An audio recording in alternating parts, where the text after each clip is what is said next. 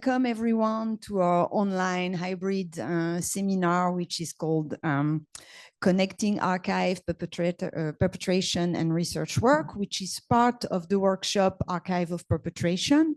So first of all, I would like to thank again the Center for Khmer Studies and Tulsa Genocide Museum for organizing the workshop, and the ECCC Resource Centre, who is generously hosting us this morning in their beautiful center. And of course, a big thanks to our guest speakers, Professor LinDa Saphan, Professor Michelle Caswell, and Professor Ken McLean, because they are kind enough to spend their evening with us. So it's very nice to have you, and we are delighted to have this opportunity to have a conversation with you on the subject. So in very short, Archive of Perpetration is an attempt to understand how new archival practices and new definitions of perpetrators and perpetration have an influence on museum practices, on research, on education, on display. And we thought it would be very important to expand the discussion and to have experts like LinDa, Michelle, and Ken to continue a bit all the themes we have been dealing with since we started the workshop. So I don't want to take too much time, and I will just present the three speakers. For the people who follow online, if you have any questions, please use the Q&A section that you will find, and we will transmit your questions to the speakers. The structure of the event, we will have the talks first, and then we will have a group discussion. So the first speaker will be LinDa Saphan, who is Professor of Sociology and Assistant Dean of the School of Social Sciences of the University Mount St Vincent in New York City. She's also a Fulbright scholar. LinDa is an urban anthropologist, and she's well known for her beautiful work on Cambodian popular culture, cinema, with two recent books, The Fantastic Faded Reels, which I recommend to everyone. And also she's well known for having been a lead researcher in a well-loved movie, John Pirozzi's Don't Think I've Forgotten, about the popular music of Cambodia in the late 60s and early 70s. Our second speaker is Professor Ken McLean. He's Professor of International Development and Social Change at Clark University. And he's also a faculty member at Strassler Center for Holocaust and Genocide Studies. Ken has over 20 years of experience working with NGOs in the field of human rights violations, conflicts, territorial disputes. I mean, I love his book on human rights in Myanmar, so I hope he will also have a bit of time to talk about this. And then we have Michelle Caswell, who is professor in the Department of Information Studies at the University of California. And Michelle has also a very long involvement with the question of archive. She has co-founded the South Asian American Digital Archive, and she has also two fantastic books on the subject, Urgent Archives, which was published a few years ago, and Closer to Us, Archiving the Unspeakable, which was about the S21 archive, which was published in 2014, and which was a very important book for all of us who have been working for a long time on the archives of S21. So without further ado, LinDa, the floor is yours, and we look forward to your talk. Thank you. Thank you so much. I am I actually did not have the latest version of my presentations. I just realized it was not properly saved. So we're gonna do what we have with the basics. So as you, in my introductions, you have a sense of idea that I work mainly on cinema and music. I'm gonna focus on cinema and the challenges of working, studying, researching on a topic where archiving films are very problematic and complicated. So just a little bit of context, if you don't know the history of Cambodian cinema, the popular, we talk about the golden age. I like to prefer to say the early stage, early history of Cambodian cinema is 1958 is the first film that came up into the mid 70s. And around a period of 15 years, 440 films were made. I said plus because sometimes through our research and all these things, new films always pop up and always been discovered. So in this backdrop of Cambodian cinema started really late compared to any other countries. When the people were making the films, they were not thinking about this is going to be for prosperity, we're going to archive, we're going to protect it, except for the King's film, most independent producer were making it for commercial purposes. And production films, so this is really important for you to know, film reels were not like in the West, in many other countries, you print many reels. In Cambodia, you only, any film that is made at best has 3 reels printed. So the movie would print 1 reel for Phnom Penh and the movie theater would share it. Like at 10 o'clock would be shown at Mien Thiep, at 2 o'clock would show at Hemachit, etc. So 1 film reel for Phnom Penh, 1 film reel to go to in the province. And if the film is really successful, they have 1 print reel that will be to in the other country, in a regional. So that means a film has chance to have 3 reels, and the survival of these reels are very complicated. With the Khmer Rouge, makes it that no maintenance, no temperature control, and all these things. Many actually kind of disappear, faded through the climates, through weather, through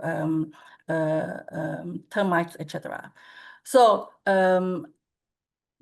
Cambodia in the 60s really like booming in terms of the industries, and then suddenly we have a stop through the Khmer Rouge. The Khmer Rouge did produce their own propaganda films, but in terms of artistic value, they have a very different agenda. So challenging working in films when you do this, how do you do it? Where do you go find them, and how do you evaluate them? One of the things that even if you do have access to them, many of the films are quite faded, are quite vinegary. It's just almost like pale. For example, the film of Perpetration by it's so pale that it becomes ghostly. And when I asked her, I interviewed her, she passed away May of 2025. But when I interviewed her, she said, this is not the film I made. This is a different film. So working on cinema when you don't see the vibrant color, you don't see this, it's really hard to evaluate, assess the quality, or so a lot of time. And the sound are very also destroyed. So they've been re-recorded and different. So working on a part of history of a country where it's fragmented, like you don't have all the collection of all these 446 films. Out of these 446 films, we have 58 films that survived, a very small percentage, right? And among these 58, many of them are just a few minutes, not even the complete films. So how do we do this? Even after the Khmer Rouge, right? The 1980s, so that's just, I'm working on 80s and the 90s. After the Khmer Rouge, people were really about surviving, and production film is about entertaining, but they didn't think of archiving either. Even the private producer were just making film, store it, and they would stop using reels because reels are too expensive. They started to do VHS, right? The tape. But the same thing, if you don't store it in room temperature, you don't take care of it properly, it might be really difficult to have a good quality image of these films. So even the 80s and the 90s, many of them are not really stored properly. So the challenge, even you're going to say, oh, go to Bopana or go to the department cinema, but even the department cinema technically should have a copy of all these films because you need to apply for licensing. And when you release a film, you're supposed to make a copy. But unless they have the budget, right, and the human resources to store them in room temperature, think about like the resources in terms of electricity, the budget that it would take to take care of that. It's beyond the capacity of the cinema department. It's beyond actually any private individual. All these filmmakers, whether it's from the 60s, the 70s, the 80s, and the 90s, most of them don't have their own copy of their own films. So So you don't go to them to find the film, you go to collectors. Collectors are these people who are scouring the country and trying to find them, and some of them profit, make money out of it, others share them to scholars, and others are just film lovers, and they will upload it on YouTube, which will be another source of finding films. So when you're doing this, for me, the challenge is how can I tell a story doing a research when all elements are fragmented? How could you cross-reference stories in order to make it sense? So one of the things that I developed is in my research about this fragment history.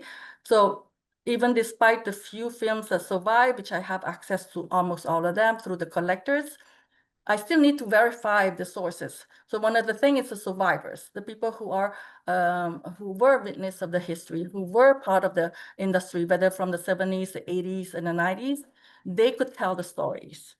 And through them, we could have the experience of what it was like, how many, the industry, the cost, the costume, the location, etc. But the thing about oral history is that the survivor gets to tell the story. So for example, everybody interviewed Desavet. Desavet is the person who went, she has an amazing career. She was the like a major movie star in the 70s, and she continued her career to today. So she became the reference. But her experience, right, and relying on one memories is really, really not reliable source to tell the full story. So that's why you need to go and find written records.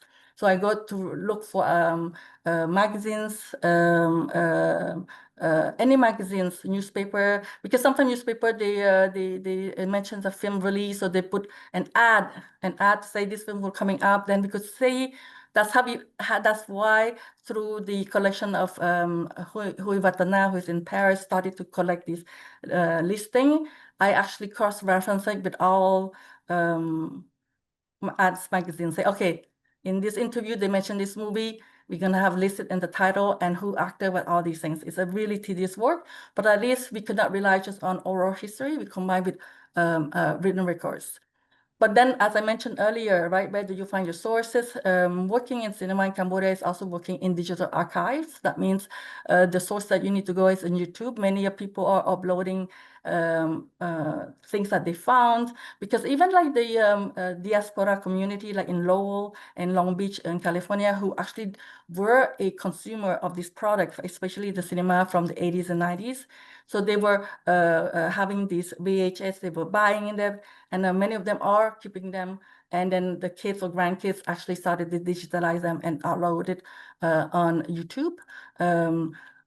I'm not even talking about copyright. We have a whole other differences discussion about copyright, but obviously YouTube has been a great source for me to find many films that have disappeared, that even the own producer, the own director do not have a copy. But the danger of YouTube, the danger of any digital archival, these are people who are passionate by it, but they don't know anything. So they will write the title wrong, they will write the actor's name wrong, or they will make the wrong assumptions. And this is something that we need to learn, and I include myself because I did make that mistake in Faded Reel. We repeat the information that we assume because it's been repeated enough that this is truth. But when I started to study research about the 80s, I was like, oh, all the sources everywhere say that the first movie made after the Khmer Rouge was Con Ơi Mà Đai Ab, My Mother is an Ab, which is a monster. And it says was released in 1980. So I have every sources online, and I said online, and I learned that it's not true. Once I started to do research, doing the living histories, interviewing the people from the 80s and the 90s, looking at the newspaper like Kampuchea, That's My Kampuchea, and all these things. And it's like, it's not the first movie that was released after the Khmer Rouge. And in 1980, there was no production film that was possible. So this is something to be really critical of your sources. Every source that you need, whether it's the people you interview, it is their story, it is this perspective, but you need to also cross-reference it with writing a record, and especially when it comes from digital platforms. So the mistake that I learned, this is in the next book, Challenging Konoi Manai App, it's been so much repeated that it becomes this narrative, like Annette Hamilton repeated, I myself repeated, and then we have to be careful to stop doing this. Just the same way when people keep on saying that there was, a few films were made. Cambodian have now scholarly, we have our sources that we could say, we have evidence now, and we have sources to go and be able to ensure that what we are saying, we have sourcing to backing them up. So there's things that we have to be aware when we are stating these sources when it comes to cinema. Cambodian cinema is really what I've seen and looked, has a lot of the source, especially in the 80s and the 90s. There's so many films that I cannot catalog. I think they were like in the thousands because they were producing a lot. VH was much faster. Real back then, they had to send it to France to cut and wash and clean and send it back, where with VHS, they could produce it locally and a much faster production. So there are more films that were made. But it's interesting to see how in the different decades, how stories are being told, especially when it comes to Khmer Rouge, right? So the Khmer Rouge has been really depicted by Mao Ayut. Mao Ayut did a lot of his films and how he said the role of Khmer Rouge. And then you have Ibon Ham with Claude Ratana, and they did The Shadow of Angkor Wat, and Suman Atakal, where you could see it's a war movie. So there's a lot of time we think that, Cambodia did not make war, Khmer Rouge film. They did. They made a lot. Pon Po Mopa also made the impact of the Khmer Rouge, and then and they recreated scenes back then. My questions about when they were doing this, a lot of times, like how much they were sensitive to re-traumatizing the people. I know that when the film First They Killed My Father, there were specialists, there were therapists on set in order to not re-traumatize actors and the people who are on the crew and set. Again, different topic, I'm sorry.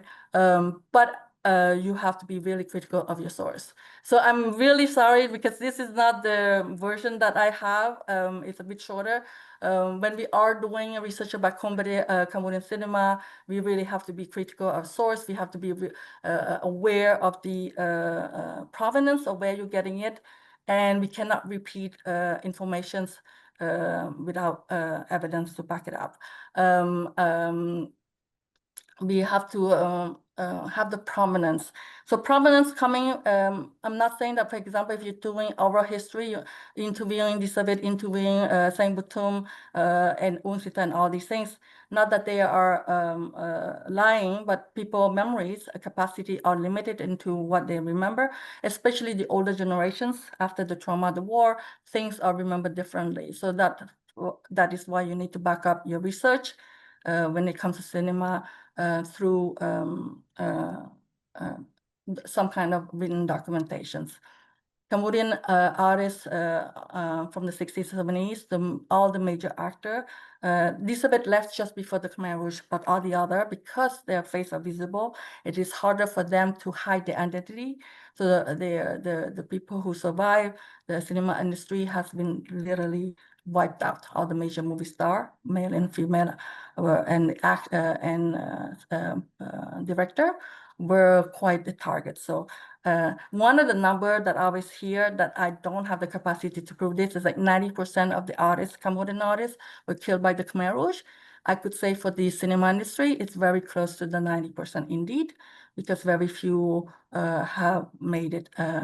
Those who did not live have not made it after the Khmer Rouge. So if you are looking into interested in looking and researching about Cambodian cinema, I'm more than happy to guide you and orientate you where to look, where to find your sources, and how to be more critical. Even the collector, you have to beware and copyright issues when it comes to who owns those rights. Thank you for your attention. I'm gonna end. Thank you very much, LinDa. It was a very, very stimulating talk, and I think there will be many questions. So without waiting, Ken, it's your turn. Thank you. Thank you so much for the kind introduction. It's an honor to be here. Thank you to the organizers, and I hope you find my very brief presentation useful in some way. It's going to be, well, let me do the next slide, and so you can see. What I wanted to do was start with a very brief story. Who am I? Because I am new to Khmer studies in some ways, although I've been doing work in Cambodia way back into the 1990s, but not as an academic. And over the course of my career, I've worked in a variety of archives. First with state archives, and really looked at the ways in which, especially low-ranking cadres, the stories they told about their work and their aspirations back to the state. And it was a history of socialism, as you can see. My most recent book, which was mentioned, looks at human rights archives. And I mention that because it engages with a combination of perpetrator accounts, perpetrator records, and victim accounts. And in that way, it's broadly similar to Kristen Weld's Paper Cadavers, which is a wonderful book in which she talks about archives of pain, that is the ones the perpetrators themselves produced, and archives of justice, which was produced primarily by survivors. And what I do in this book is try to put them in conversation in some ways. So I'll provide you an example in a moment to explain in greater detail, because I think some of the things I tried to do, while not new on one level, are new in that they were looking at human rights documentation and advocacy, which really hasn't been explored with these questions in mind.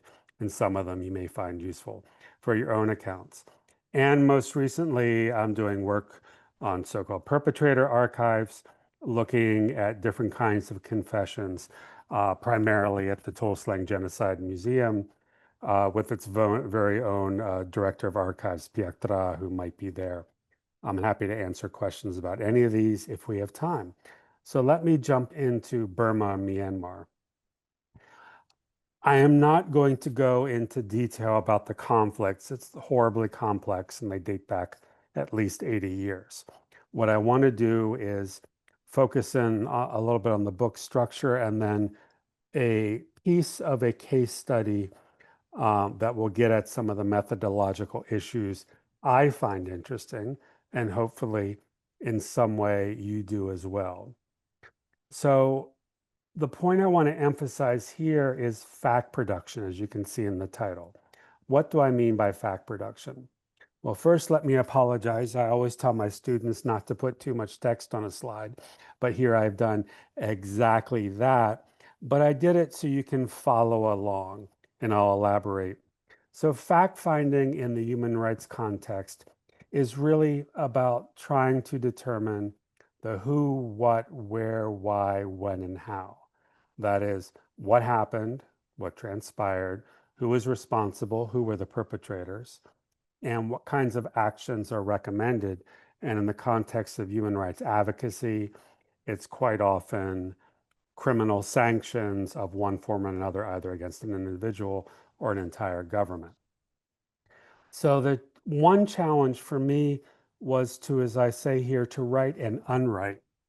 That is, I had to provide enough context, a clear enough narrative that could explain the complexities of the armed conflict and the crimes against humanity committed in the eastern part of the country. But at the same time, I had to deconstruct that narrative and show how it was produced in the first place, what things were identified as facts and therefore could be mobilized to make certain kinds of truth claims about what happened and who was responsible and so on. And so in many ways, it's useful to think of Jim Scott's book, Seeing Like a State. This is not the analysis I made, but rather it's looking at his argument. And again, I can explain further, but it's about how you strip away context to simplify a complex reality. Human rights documentation, like all scholarship, is not about everything, but it focuses on a tiny piece or fragment of the whole. And then it abstracts it. It goes from the complex to the specific. It zooms out at scale to look at patterns over time. So an individual case becomes simply part of a broader whole. And then how it gets repackaged in terms of reports, advocacy, websites, and so on. So what I was really interested in sort of understanding this process of research design for human rights research, methodological decisions, research practices in the field, analysis in the office, the writing, the advocacy, and work in criminal settings and so on. Because what you see there is, again, how complicated and how political every step of the process is, that it's not a neutral, there is a fact out there and I can go find it and report it.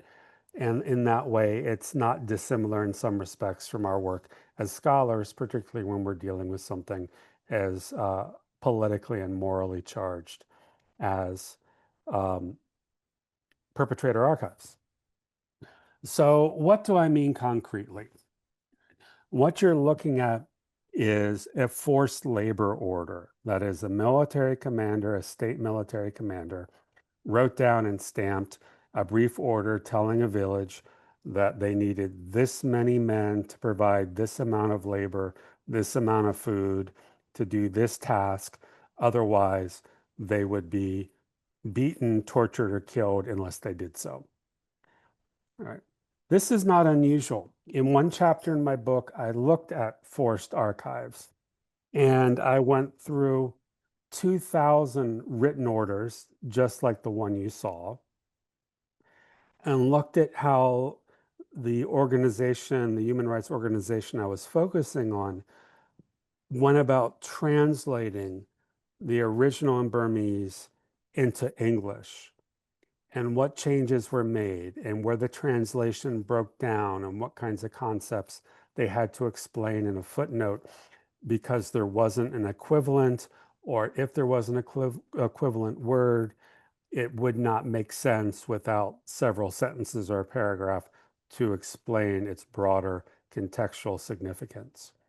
And this kind of forced labor, the day in and day out, I called slow violence, because it had a cumulative effect. It consumed not just your energy and your time and your money that you could pay in order to avoid providing the forced labor. It also had the effect of consuming or reducing or destroying your ability to do anything else with your life except provide forced labor with the threat of violence. I contrasted this with porter testimonies, people who were taken from prison or who were arrested off the street and forced to carry guns, ammunition, and other supplies into conflict zones. Otherwise, they faced fast violence, which could mean, quite simply, summary execution on the spot. And some people fled, these porters, and they reported they were quoting statements or saying they were quoting statements from the perpetrators about what they told them. And this information was used to sort of reconstruct the dynamics of this kind of forced labor. So I was comparing the two, putting them in conversation. And for me, the question was really about verbatim, which is a fancy way of saying quotations. What kind of work does a quotation do when you read about it in a text? What goes into our decisions about choosing from an archival document, for example, what we choose to quote in our book? What is our decision-making process? What are we choosing and therefore not choosing to do by choosing quote A over quote B? How do we deal with literal translation issues? How do we provide a gloss or an explanation on concepts, and so on and so forth? And this is, as I say here, not just an epistemological question, a question about knowledge production, and of course our methodology, but also our ethics. Because as scholars, you have great discretion in choosing what to include and what to exclude, whether it is representative or not, whether you're not including it because it might trouble or contradict your own arguments and so on. There's a lot going on that is rarely discussed. And quotations, as I also explained in my chapter, are about ways of performing your expertise as a scholar, supporting your credibility and making claims, not just what so-and-so said, but using that as evidence to support your argument to make a kind of truth claim about history. So just very briefly, because I know I'm running short on time, I looked at these forced labor orders and the testimonies, not just in terms of their content, but also their design, their color, the variation, the size, the different kinds of paper. Some were typed, some were written in red ink, some came with bullets included in the envelope and so on. So trying to see these things not just as disembodied sentences taken off a page, but part of a larger communication environment where all kinds of things were being conveyed, not just through the words that were written, but the form and nature of the documents themselves. And my take-home point here is, without overwhelming you, is it's important to remember who counts what, how it gets counted, and what gets disclosed or shared is political. It is not neutral. So all of your choices as you go about your work with perpetrator archives have implications. And lastly, to wrap up, I think, and this is where Professor Caswell could speak far more eloquently than I can, because there's a whole layer here, not just the documents themselves, but how the archive itself was assembled, which is something she wrote a beautiful book about. And you might think about the history of Tuol Sleng Genocide Museum, as some of you know, and think of David Chandler's scholarship, his book on S21, which was 1999, I think. You know, what was available to him in terms of how organized the archive was at that particular moment, which was not terribly organized, versus the digitalization process that has happened since, and how that changed how we can locate documents, how we can, the kinds of questions we can ask about them, the kinds of research that can be done now that wasn't necessarily possible back in 1999. So like LinDa just said, new sources come up, that our knowledge is evolving, and just because something has been published in the past or repeated on multiple occasions doesn't mean it's true, and that we also need to think more broadly about how other so-called non-traditional ways of doing archival research and presenting our findings, be it multimedia, public history accounts, or alternative archives, different ways of thinking about Tuol Sleng, for example.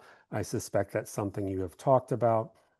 If not, you will before the workshop is over. So really broadening our idea of an archive, not just as being a place where you try to extract information, which is problematic for a lot of reasons, but the efforts so many critical archivists have made to seeing the archive as the subject of research itself, and why both of those, archive as subject and archive as object, are both necessary. And I know that's a little abstract, but I'll stop there, and we'll happily take questions when that time comes. So I'll stop here to allow my colleague to speak next.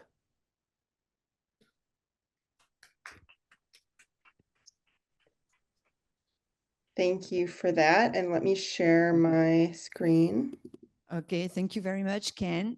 And we continue the discussion after that. Michelle, up to you. It's funny, on my screen, it says that my name is Professor Ken McLean and not Michelle Caswell. So I don't know if that's true for everybody's screen or not, but I am not Professor Ken McLean. You just heard from Professor Ken McLean. I'm Michelle Caswell. And today I'm just delighted to be here. So thank you so much for the invitation. And I want to talk just a little bit about questions of provenance and human rights records. And I'm going to propose in a very loose way Goldilocks and the 3 human rights records.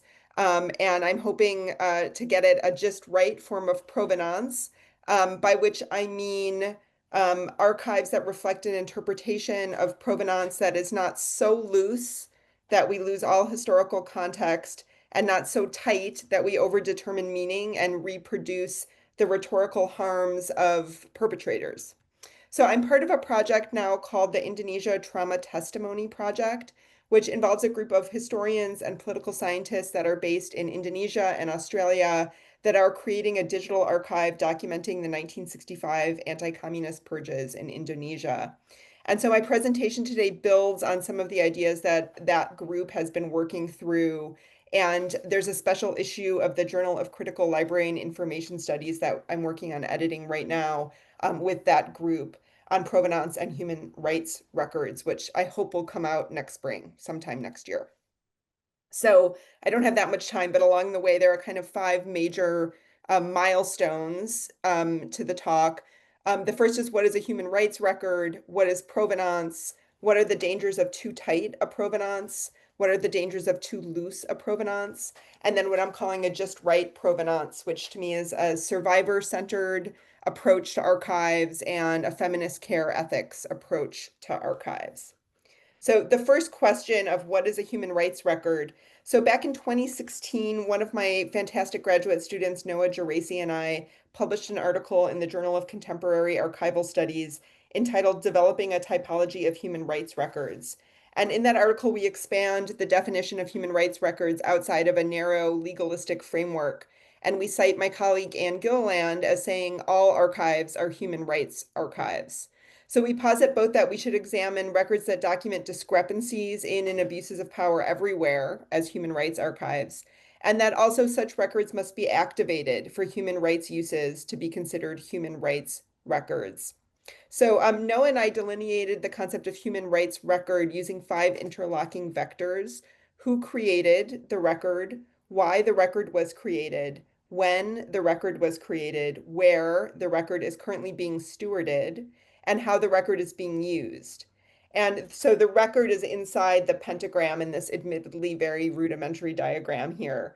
And the record is made complete with these vectors as borders. So this is a very archival way, I think, of looking at records because it's all about the context of the creation of the record and the use of the record. So these vectors allow us to more deeply examine the types of records we might classify as human rights records by delineating the myriad relationships a record might bear to violence. So they give us a schema, I think, for understanding human rights record as a category that encompasses many different kinds of records, yet also retains distinct qualities of meaning. Our goal here was to provide a framework for thinking about these records that could be used when considering human rights records in research or practice. And the vectors are meant to be fluid, dynamic, and context dependent. So they provide a structured way to analyze this larger category, human rights record, without locking into strict or permanent categories. For example, the vectors that describe the stewardship and activation of records change over time as records are subjected to different archival interventions and activated in different contexts for different reasons by different actors. Rather than positing a totalizing framework, we hope this typology instead opens up conversations about the nature of such records, the purpose and implications of classifying records as human rights records. And our hope is that in developing this typology, we'll gain a deeper understanding of the term that will ultimately benefit how such records are appraised, described, accessed, and used in support of human rights aims generally, and the needs of survivors of such abuse and victims' family members in particular. So, for example, this diagram might help us think about new ways of grouping human rights records. So we might think of all the records created by perpetrators, for example, or all the records created by bystanders, or all records created at the same time as the abuse, or all records stewarded by community archives rather than government archives as categories of records. Or we can group human rights records according to a multiplicity of vectors. We can group all records, again, created by certain kinds of actors at certain kinds of times, stewarded by certain kinds of archives. So this typology, I think, allows us to systematically contrast and compare cases that fit within the same or different subcategories to look for areas of convergence and divergence. So the typology asserts that provenance is a crucial aspect of human rights records, which really accounts for 3 of these 5 different vectors here: creator, time of creation and reason for creation. And without those aspects of provenance, we're left merely with activation and stewardship, and the diagram is just two intersecting lines, and it's not really a complete record, which leads us to the next question, which is, what is provenance? So provenance and its namesake principle is the central theoretical and practical tenet in Western archival studies, where it's more narrowly conceived than even in museum studies. So within the mainstream Western archival tradition, provenance has been identified as the origin or source of something, or information regarding the origins, custody, and ownership of an item or collection. The principle of provenance traditionally prescribes both that records made by different creators be kept separately and that their original order is maintained. However, after centuries, thankfully, this dominant conception of provenance has been challenged on several fronts within archival studies over the past 2 to 3 decades. So reconceptions of provenance view it not merely as an organizing principle or a physical and intellectual construct, but a socio-historical context, in the words of Jennifer Douglas. In this new reconceptualization, provenance is ever-changing, it's infinitely evolving, it's a process of recontextualization. It encompasses not only the initial creators of the records, but the subjects of the records themselves, the archivists who acquired, described, and digitized them, among other archival interventions, and even the users who are constantly reinterpreting the record. So furthermore, many of these recent reinterpretations open provenance up to broader community-based or society-based configurations. So Joel Whirl, for example, has posited that in the context of a diverse society, ethnicity, rather than origin in an organization or governmental agency, forms a meaningful basis on which to trace provenance. And similarly, Jeanette Bastian has urged archivists to expand the scope of provenance to include subjects of records and not just the creators. In the past decade, we've seen provenance retooled for all kinds of liberatory ends within archival studies. So Grayson Brillmeyer has taken a disability studies reformulation to create something called crip provenance. Jamila Gutter has a powerful decolonial assertion of land as provenance. And Jessica Lapp has a feminist take on what she calls provenential fabulation. And last year, a special double issue of Archival Science took these reinterpretations even further, reflecting what the editors, who are Janet Bastian, Stanley Griffin, and James Lowry, what they write, that provenance is, quote, so volatile in the best of ways. So all these contestations about provenance have practical implications for archives. As records are arranged by their creator in original order, at least hypothetically, who is determined to be the creator determines where the record is placed, how it's physically arranged, how users can find it, and most importantly, who owns the collection, and therefore who gets to decide what happens to it and how. So archival theory crashes right into legal practice in this regard. And that's why it's so important to think about how we're tracing provenance and to whom. So that's a lot of theory. I'll give you some examples now. So the first example is an example of what I think is when provenance is followed too prescriptively, too tightly in an archives and its implications. So this is a picture from the Human Rights Violation Victims Memorial Commission in the Philippines, in Manila. So I was there in 2024. Some background information: from 1972 to 1986, the Marcos regime instituted the martial law period in the Philippines, which is known for widespread human rights abuse. And later, victims filed a class action lawsuit in a Hawaiian court, which found the Marcos regime liable for $1.2 billion in exemplary damages and $766 million in compensatory damages, with individual plaintiffs' awards ranging from $150,000 US to $700,000 US. So basically, the wealth illegally amassed by the Marcos regime in a Swiss bank account would be redistributed to survivors of the abuse and the family members of victims.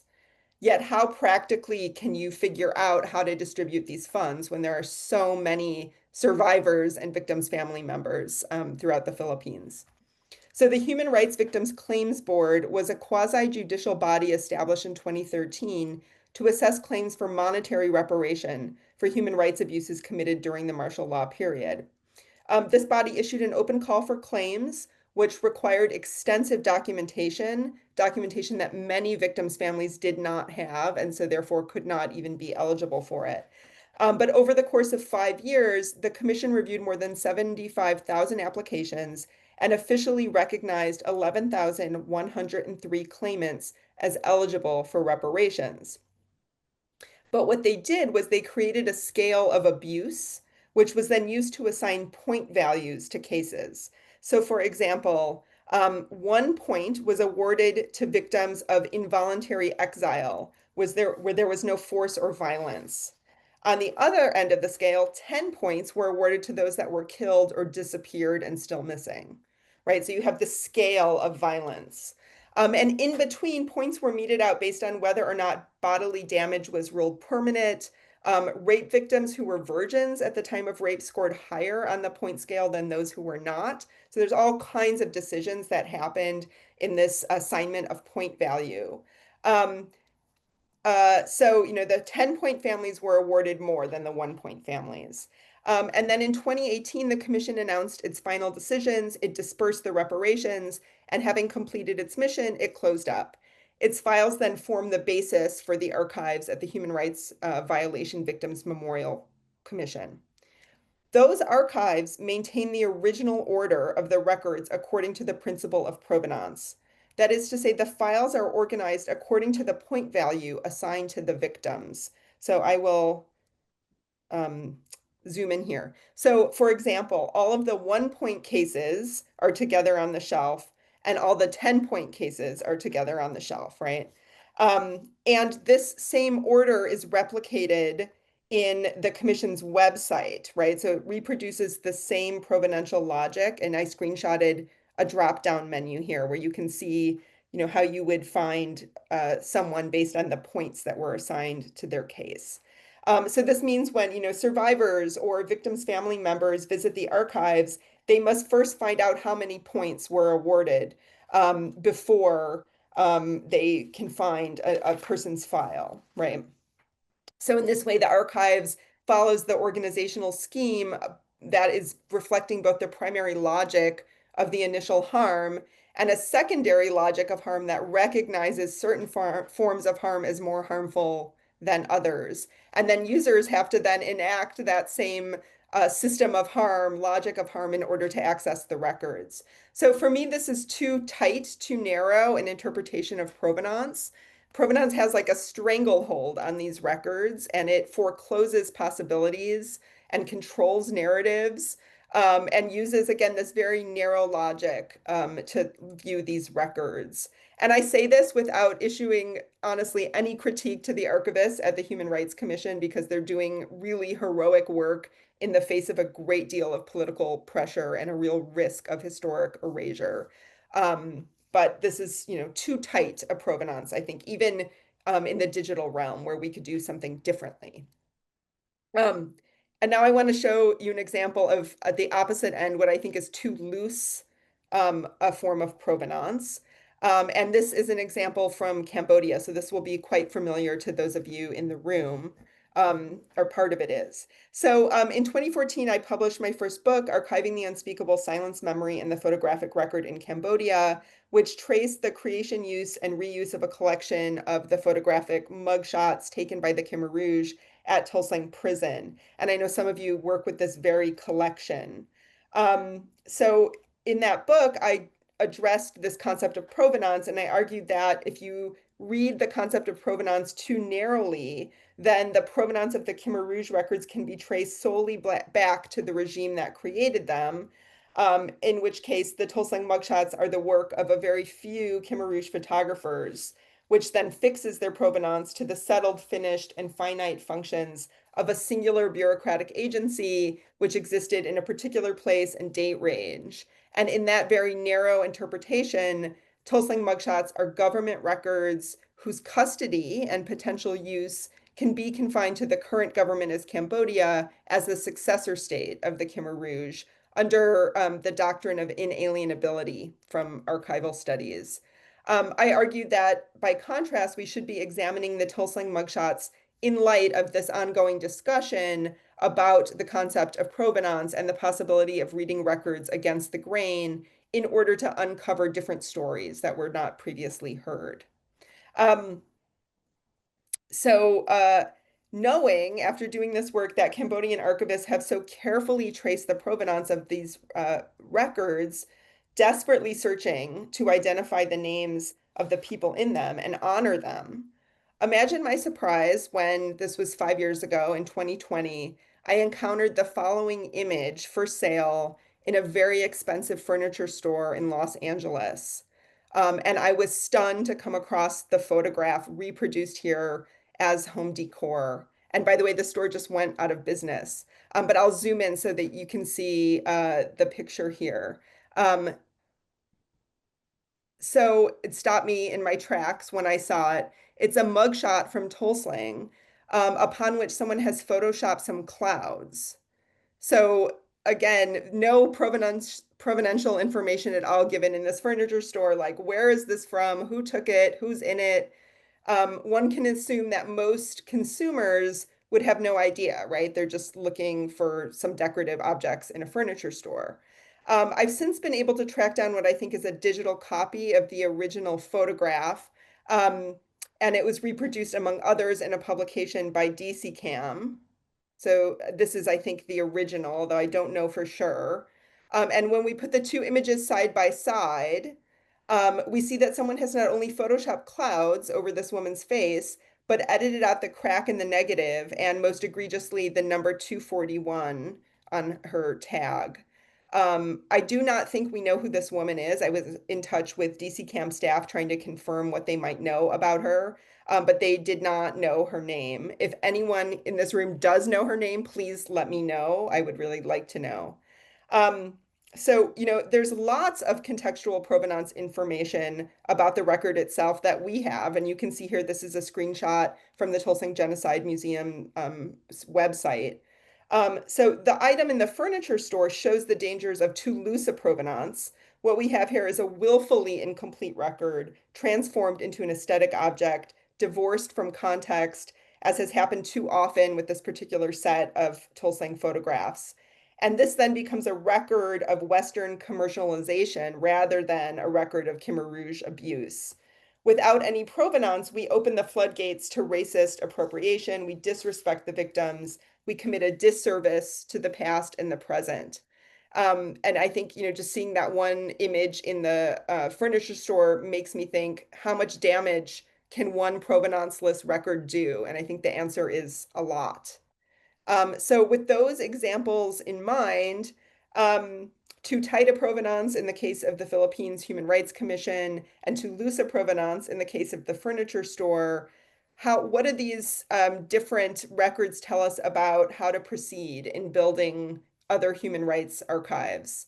And I think for me, it suggests a Goldilocks approach that maintains the context of historic fact, which is another word that Ken brought up, historic fact, while allowing new connections to be made, while not over-determining the meaning.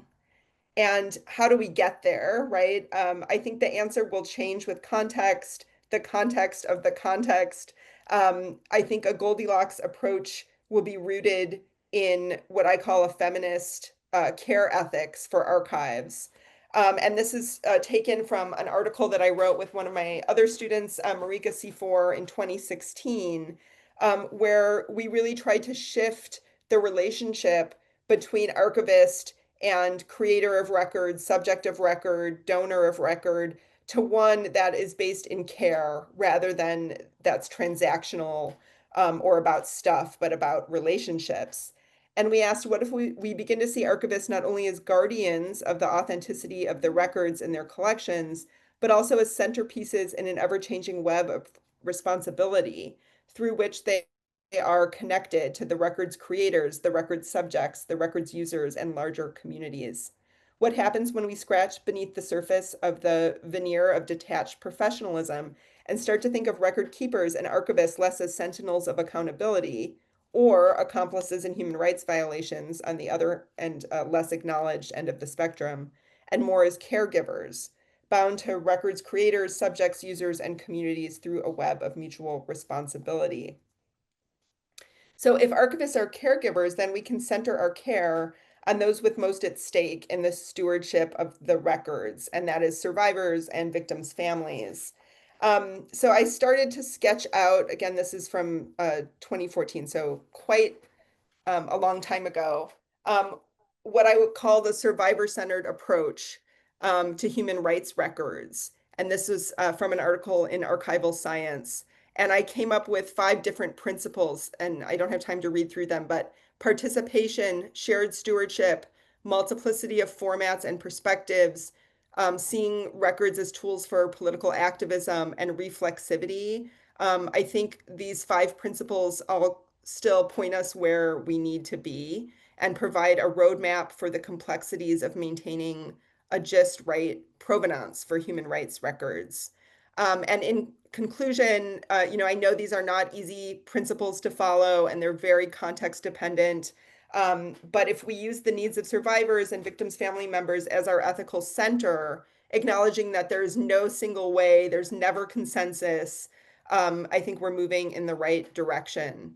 And returning to that Goldilocks metaphor, there are many endings to the Goldilocks story. In some endings, Goldilocks jumps out the window and breaks her neck. And in some, she gets lost in the woods. In some, she's eaten by the bears. In others, she moves in permanently and becomes part of the family. So I think, we have many different paths ahead of us. How do we keep the plot points, but maintain the possibilities for different and incommensurate endings? And it reminds me that, archivists have more in common with Goldilocks than we might think. So I'm going to stop there. And I'm excited to be in conversation.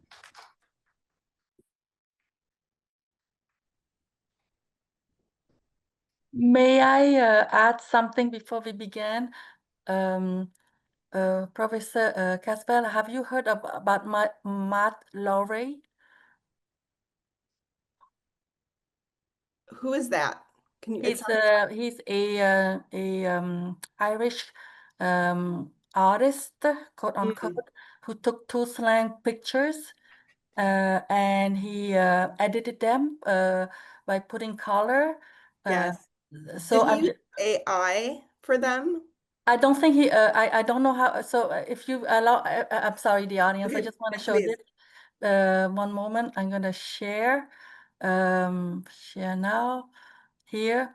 So this is what he did.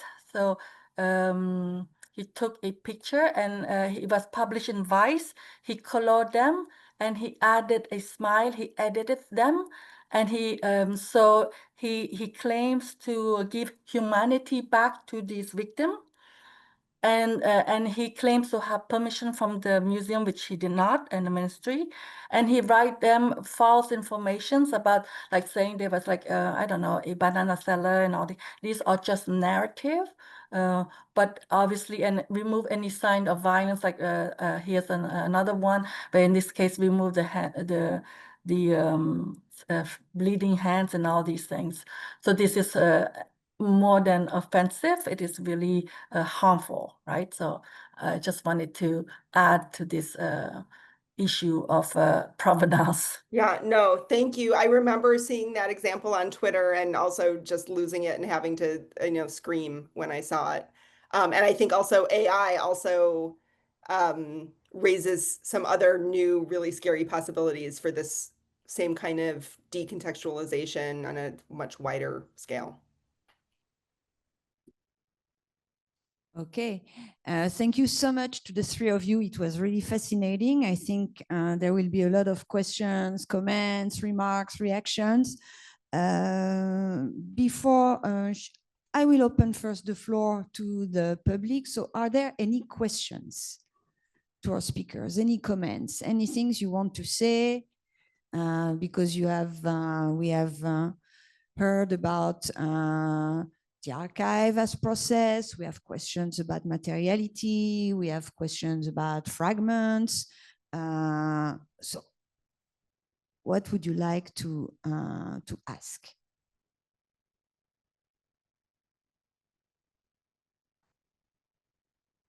Yes.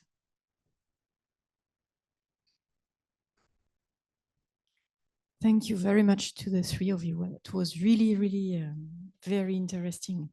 I have a question for you, LinDa. You gave example of having a critical evaluation of a source you find, of film you find on YouTube. I was asking myself, would you have an example regarding written sources? Yes, you have like old magazines and newspaper, for example, for the 80s and the 90s. I went look back at Cambodia Resme, I got that like Petit Prey, which is popular magazines. I know these are like popular magazines, like they're gossip and all these things. But you do have facts. For example, they would say this film was released in what year. We know, like for example, when I tried to find when this film came out, is it before 90? Is it in the 80s? So having this allow me to trace back what they're going and what they're saying. Popular magazines provide a certain idea of the popularity, the themes, interest of the audience and what is engaging them, rather than, right, when I interview, for example, Chandarati, obviously there are things that she's not comfortable sharing, because they always say, oh, everybody's fine, we have no conflict, life is perfect. Not everyone is forthcoming to talk about any tensions, especially when I talk about gender. Being a woman in the industry, many of them are not always willing to share.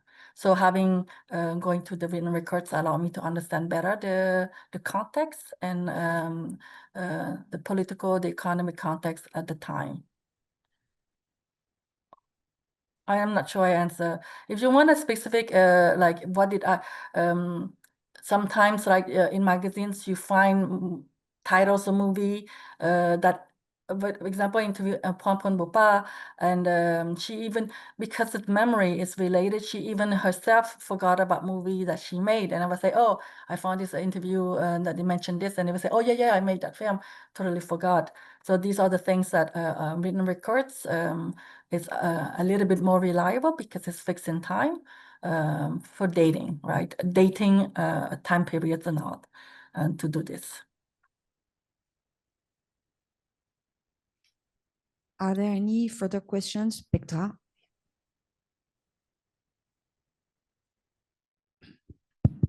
Good morning, everyone. Thank you so much, and especially for Madame LinDa, which mentioned about the case of Smart Lottery. I think it's very important about the case of Ruslan archive. But my question is referred to Michelle as well, and maybe other also can contribute about the relation between the provenance and ethical principle of archival user in this digital archive, because it seems like it developing of this digital is very quick, and though some underdeveloped countries have a challenge with the policies and also with implementation. So I would love to get some feedback on this ethical principle which you can share. Yeah, thank you. Thank you for that question. There's so many affordances of the digital and digitizing archival records, and also so much gets lost when you do that. So if a collection's not digitized, it's very hard to access, right? But when someone's accessing a collection in person, that access is mediated. So there is another person there. That person can provide context. You're in a particular space. You might be in the very space where those records were created. You can have conversations. You not only talk to an archivist, but you use a finding aid usually that provides scope and content notes that gives you, again, more context about where that collection came from and who created it. And so there's many different checks and balances there, and many different ways that provenance is communicated to a user. When you put something online, even if you have really fantastic metadata, even if you might even have like a watermark across the record that says the name of the archive, you might have online exhibitions, you might have, all kinds of information. That image can be lifted. It's very easy to just, cut and paste an image from online. You really lose control over the use of that image as an archivist when the material is put online. And I have seen some archives that have user agreements online, so that a user will have to click on a statement in order to, before accessing the actual digital content that says, I agree to use this statement to use this record in a respectful way, in a way that doesn't further harm. And then you click on that before you can actually access the record, which does, it does the work of setting the tone, right? But access is still unmediated.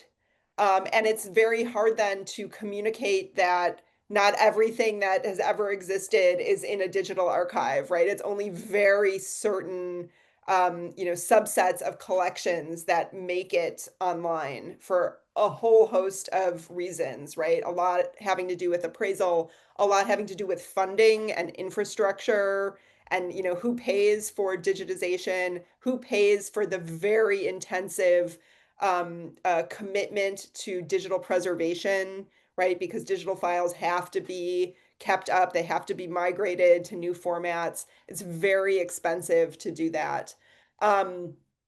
So, digital archives, again, it's really great for access. Like, I love to use them in my classes because I can provide the context for it. I'm the co-founder of a community-based archive, the South Asian American Digital Archive, that collects records documenting immigrants to the US and their families from India, Pakistan, Bangladesh, Nepal. We're online only. So we don't even have a physical collection. It's called a post-custodial model, where we borrow materials from families, from organizations, we digitize them, we make them available online, and then we return the original documents. And that works for this particular community at this particular moment, but it doesn't work for all archives and all communities everywhere. And it's something I think that we've really struggled with, is trying to figure out, how do you communicate that context? And you can do your very best, but at a certain point, when something is put online, it's very hard to maintain control over it. I also do work with a lot of small community-based archives in Southern California who do not have any digital collections by choice.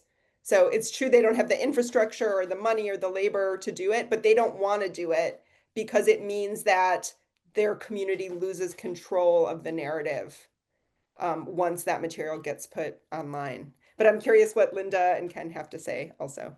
I just want to say that provenance for film in Cambodian cinema is not today. It happened very early on. So in the 80s, for example, there's a lot of the community in Long Beach, they were taking these reels that they found. And like, for example, Chet Madai, right, by Yvonne Ham, directed by Yvonne Ham. So if you watch the Chet Madai, there's many versions where the audio, so this is made in 1966, and you sit down and suddenly a music by Josh Michael Carrisberg comes out, and you're like, wait, there's a time difference, because they re-edited it, they changed, and at some point, what is the original artwork? Like, what is the intent? Because now somebody else read it and changed. A lot of Cambodian music from the 60s and the 70s, suddenly you have synthesizers being added, because the Cambodian, they're saying, oh, we're gonna, make it more modern, make it more attractive to the audience now. So it's already been happening from this. That's why onsite, she said, not only that it's not her film because it's faded, but the editing and all these things are made by other people. That is not the way she edited. It's not her film anymore. So it makes it really complicated to even today. So today, the challenge of provenance is that a lot of collector claims, I found it, I own it, which is problematic, right? So film is, first and foremost, the filmmaker, the artist have to make money, but when they are losing that capacity to profit from it because other people found the reel, then they lost ability to make. I mean, nothing I've forgotten. I shouldn't be saying this, but you could find it on YouTube. Somebody uploaded the full movie, and we came up to agree saying at this point, it's too much hassle to go. But the only time I take the time to report it is when they remove all the credits and they take credits for themselves. Whoever posted, take credit, say, I made the film, and other comments say, you're amazing, you're amazing. It's like, whoa. So there is obviously that capacity now today that edit and audience, no context to it, adds to the challenge, right? Cinema now has Bupana Center to receive, but only to whatever is being donated to them. And Bupana Center doesn't have the capacity to give the context, but Professor Caswell was explaining where is it from, is this an original sound or not, in what year. Many of the information are not dated because they don't have the human resource and the knowledge to be able to say, what is this come from and what it is. And that's why many time people repeat the same information because it's been categorized, right, from Wikipedia to the center, Bupana Center, who are uploading not necessarily the most accurate informations.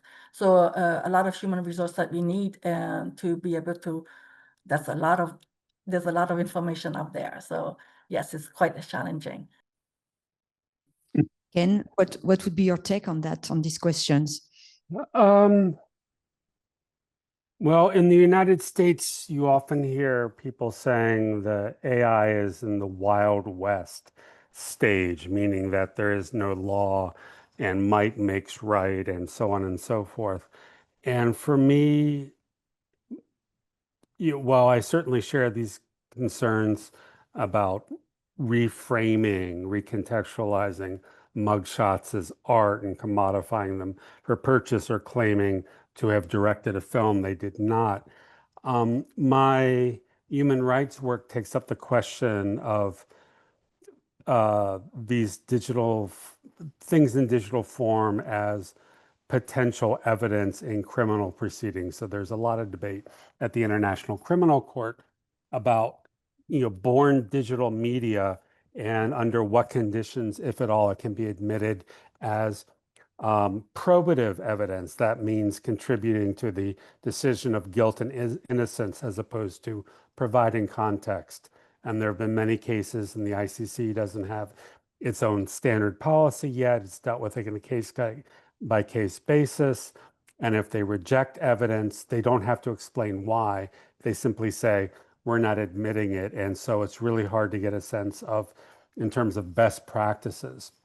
The other issue related to that, and this is a key concern of mine in my practitioner work, and that is deep fakes.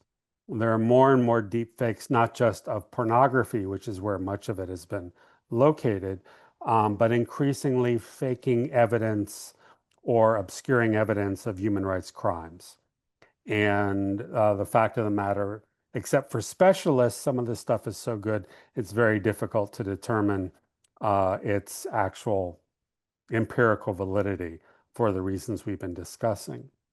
I would say to the participants, in the absence of clear guidance, I would encourage all of you and your other colleagues online and people interested to begin having these explicit discussions about what is the ethical use of these materials from your own perspective as a scholar. What would the norms and values of Cambodian scholars in conversation with other professional norms in archival studies or history or what have you, how to use this, especially in digital form. I know in some cases, for example, the Tulslang Genocide Museum, because it's a government organization, and that's a conversation to have with the ministry. But you might consider what you as a community would consider as acceptable.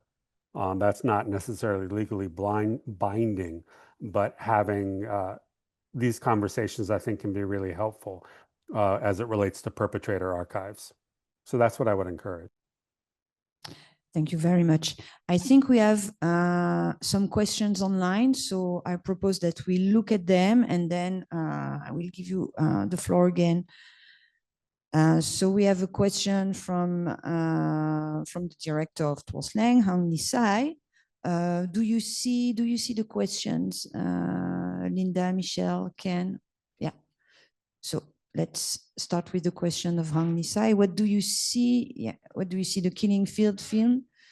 Do you also focus on this during your research? I think it was maybe for to LinDa. Yeah.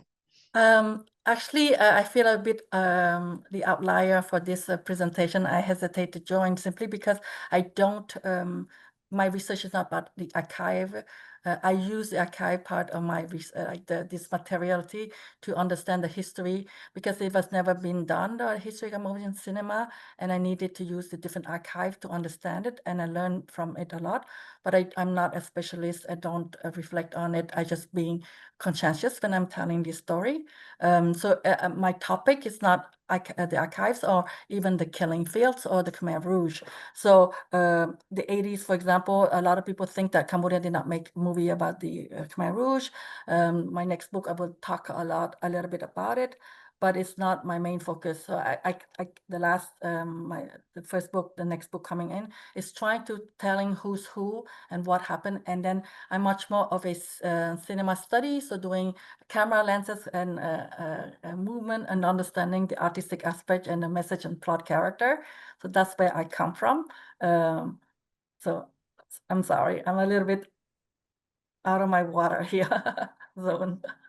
I hope it answers your questions, Nisai.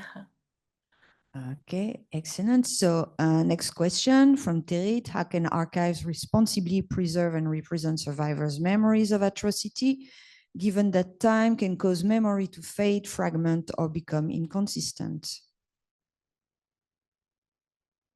So who wants to start with this question? I can give a quick response, and this reflects some of the work I'm doing with Piektra Tol Slang on our book project. I think it's important.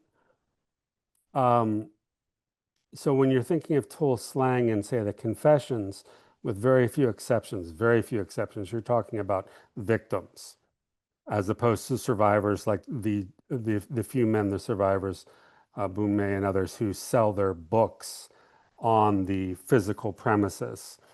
And I would say always memory, before, during, and after, is faded, is fragmented, is inconsistent, it is self-interested, it is many things. So simply because it is said or written doesn't mean you should give it necessarily any truth value. For me, it's interesting in what they say, how they say it, what they leave out, and all those kinds of critical interpretive questions. So to give you just a quick example, with the confessions, they are, I would argue, co-produced.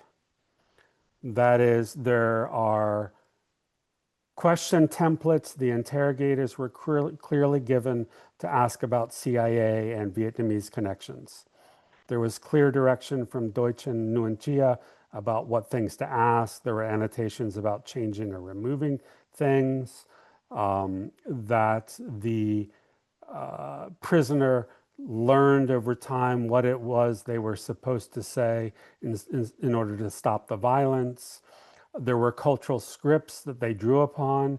They drew upon Khmer beliefs and practices and institutions to try to explain in a way to satisfy the interrogators. So it's not just the victim, it's not just the perpetrator. These documents and their iterations through multiple copies were produced together. So what you're not getting there is someone's memory of when I joined the CIA and this is what I did to destroy the regime. You have all those things coming together. And in the same way, you have memoirs after the fact. So this question of can you responsibly preserve, I leave that to my colleague Michelle as the archivist here to talk about whether that's possible. But representing is always a political choice. There's no way to avoid it. Choosing whose story and what way and to what audience you're going to present something, whether it's in an academic book or a Hollywood movie. There's always questions of power that arise. And then it comes back to, as I said earlier, the question of ethics. Can you do that ethically? And what does that look like? That is the question that everyone in the room should be asking with their own work. But I'll pause there so Michelle can chime in. I think you did a really good job answering it, Ken. I mean, I think archives are full of materials that are not factual, right? That archives are full of materials that are full of lies, right? And I think here's where context is really important, right? So if you're reading someone's forced confession statement that was extracted under torture, well, it's really important to know that contextual information of how that record was created, right? So that you can interpret it given the circumstances of how it was created.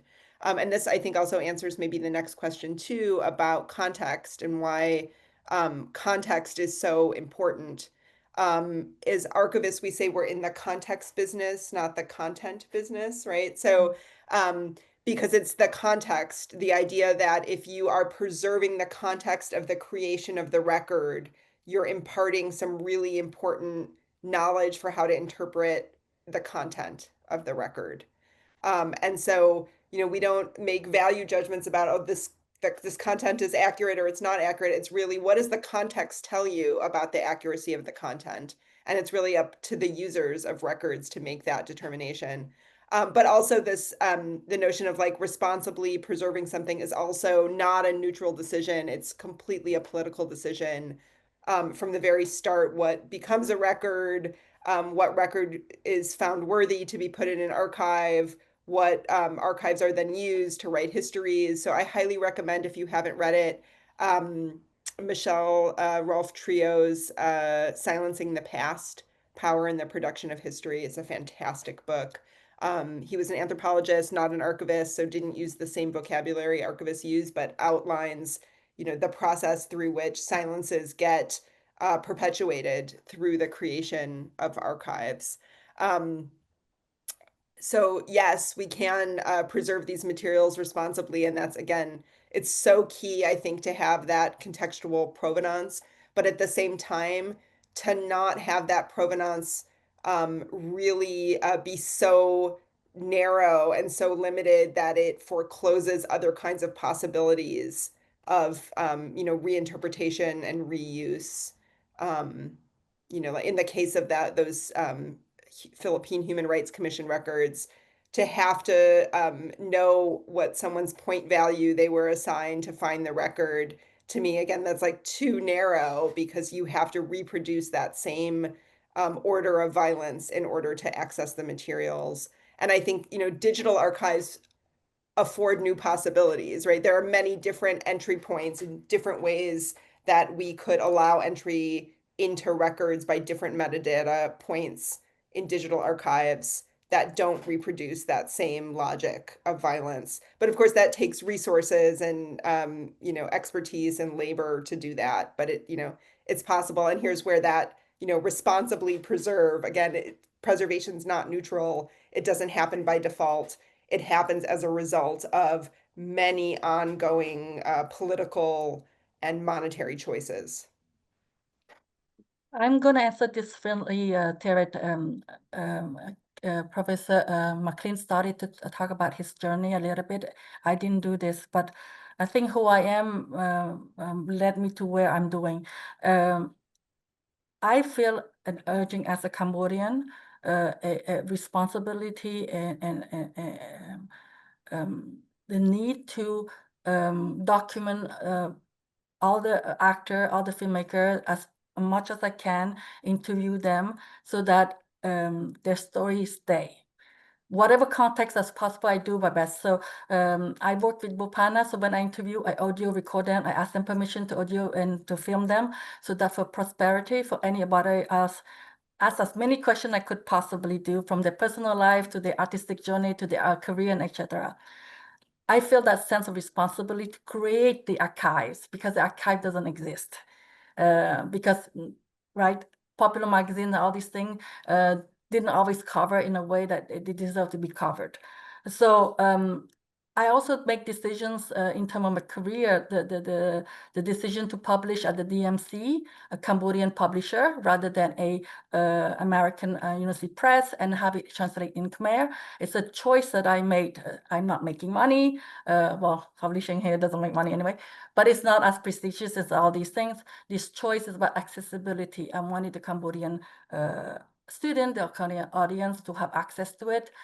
Again, within the context, knowing who I am, my background, obviously, my book has a certain lens, a certain visions, but I wanted to create that archives. And so that's why the second book, Remnant of the Past, Remnant of the Past is basically a summary with some context of who are the actor, who are the music, the sound, all these things, so that it gives other people to do something, because not everybody have access to this film. I try to do as responsibly as possible. That's why I also put full interview transcription of Unsita at the end of the book, so that you could see, I only extract some stuff, but you could see her energy, you could read, right, the full interview. It's something that Rayum had done it when they were doing cultural independence, so that I wanted to continue, because those were the archives that I used, and I thought like that was something that was important. So to me, I have a different approach. I feel the needs, and that's why there's an urgency for the 80s and the 90s, because many of them are actually getting older, are starting to not have good health, and we need to record their story and create new archive and context. Wonderful. Maybe we see the last questions.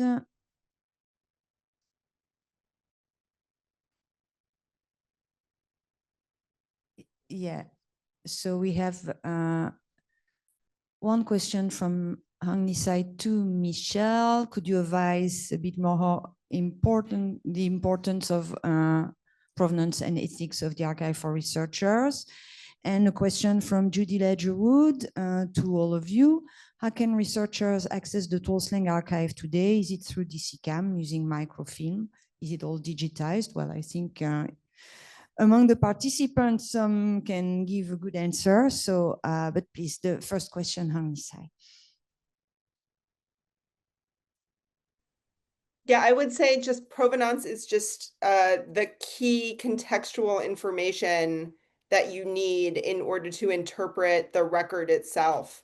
And so really pay attention to all of those details, like where is it that you're doing the research? What is the archivist telling you? Make friends with the archivist, have conversations with the archivists. You'll find out more than you would otherwise. Look at if there are finding aids, if there's metadata, look at all of those things. Look at the collection, look at the relationship of that collection to other collections in the archive. Look, all of that contextual information is providing you information on how to ethically interpret the materials that you're looking at. So I would say, take note of all of that just as much of what the content of the records is. And the Torslang Genocide Museum archive has a beautiful digital archive now that I used. I was really pleased to see it online when I was looking to try to track down that image from the furniture store. Petra, do you want to tell a bit more about, do you want to answer to the question of Judy Ledgerwood? So we got a question from Judy about the current situation of the archive of Torslang.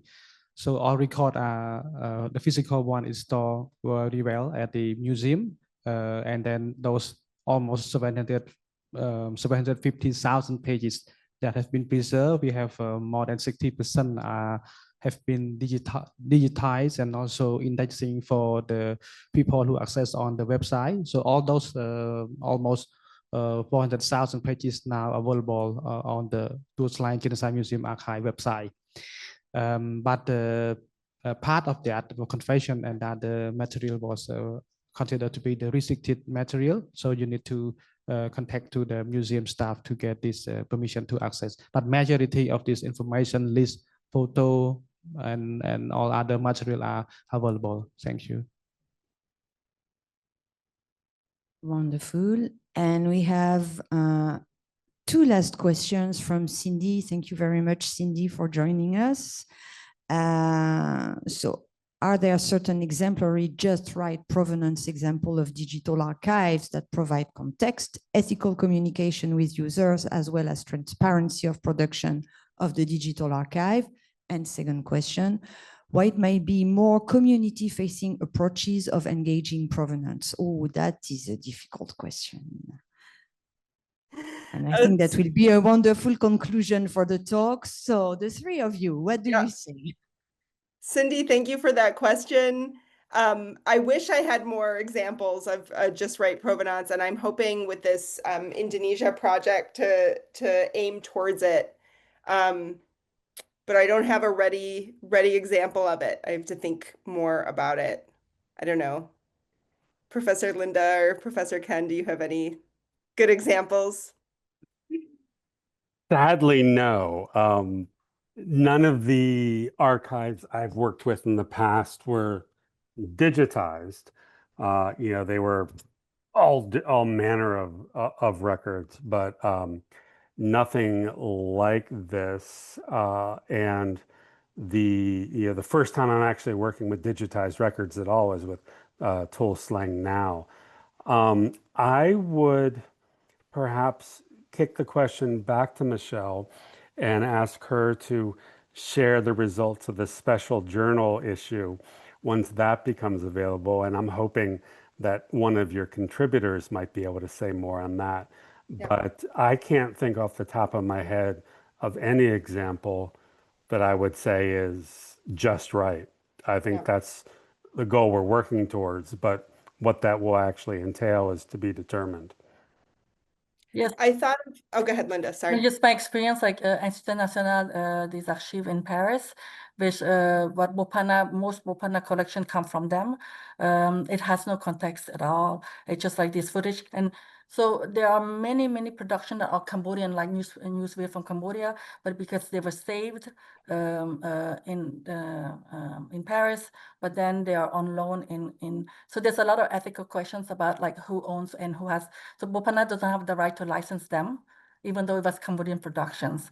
So for example, for Nothing I've Forgotten, we pay a really, it's like 50 euro a second. And we have 20-minute archival. You could imagine how much it costs us to use. So, but Bopana doesn't benefit, even though some of the footage are Khmer production made, and then no context. So for example, I sat down, I think I'm the one person that I've watched so many hours of Notre Dame Sihanouk interview and I'm listening because I speak French, Khmer, English.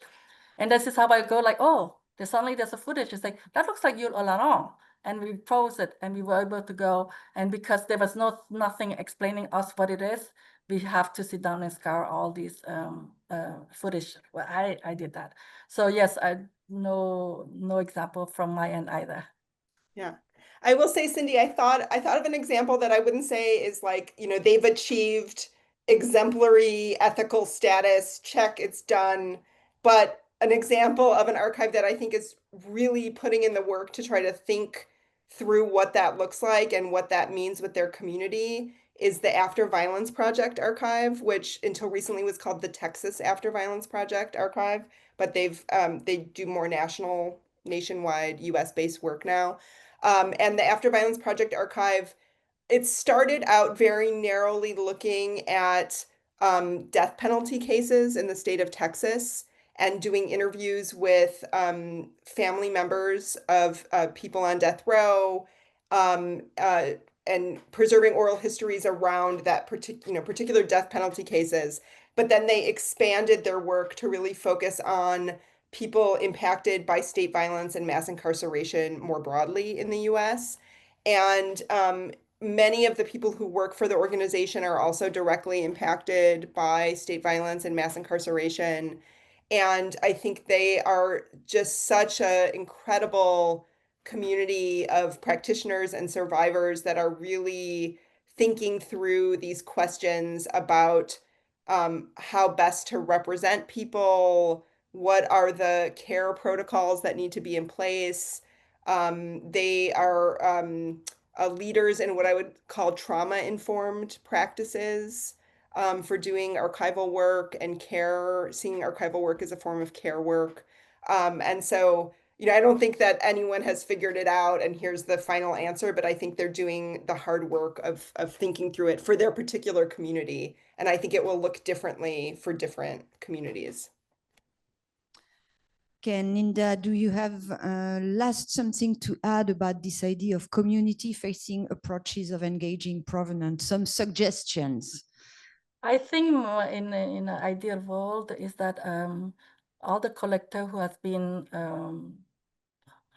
keeping all these films, ideally is like either the Ministry of Culture buys them. I say buy because they did spend money in looking for them, spending time. But we need to have that as a nation. We need to have our cinema history, and this film has to be preserved. Because the problem with many of these collections, they keep it in their rooms, in an apartment in Cambodia somewhere, not in room temperature times. If they have it, it's going to be destroyed. So the best scenario for them coming together, find the solutions, either working with Bupano or create their own archival space, so that this is not being, fading away into thin air. That would be the saddest things. But that is a dream of community as a cinema lover. Ken? Perhaps a continuum is not the right way to think about it, but you can go, from the traditional state-controlled head of archives in charge of everything to a really super inclusive, participatory, community-driven project at the other end. Just sort of conceptualize that. The advantage of the latter, as Michelle said, is that they can control the materials and what kinds of stories can be told about the community and create the space for the community members to tell their own stories without it being mediated. At the same time, that can dramatically limit the ability of other audiences to access and to learn from that community. And so I think for me, it's trying to find the right balance and the responsible ethical balance, and sort of thinking in the Cambodian or the Khmer Rouge context specifically, that might be questions of sort of democratizing the archives. DC Cam has a wonderful, immense collection of oral histories, some of which are available online, but many are not. And so the question might be in terms of stewardship, how can, and here I'm speaking from a position of ignorance, can DC Cam continue to work with those survivors while they are alive, or their descendants, to create a setting or context for sharing these stories that is more accessible, first and foremost, to other Cambodians to learn about the history of their own country. That is a huge and expensive undertaking, especially to sort of work backwards from the collection you already have, rather than doing it from the very beginning. But I think it's incredibly important, as more and more genocide survivors die every day because of their age, 70s and 80s and so on, that a strategy be developed to try and decide, you obviously can't do 5 million people, but what kinds of information, memoir stories and so on would be most important to collect, and why, and create a plan to do so before those people die out. So I think that in many ways is actually a national conversation that involves many, many stakeholders, not just DC Cam, but it's a conversation I hope happens and actions are taken to preserve people's memories and experiences in the hopes of non-reoccurrence and learning from the past and so on. So that's what I would like to say. Very good, thank you. And Michelle, maybe a last suggestion, something you would like to add?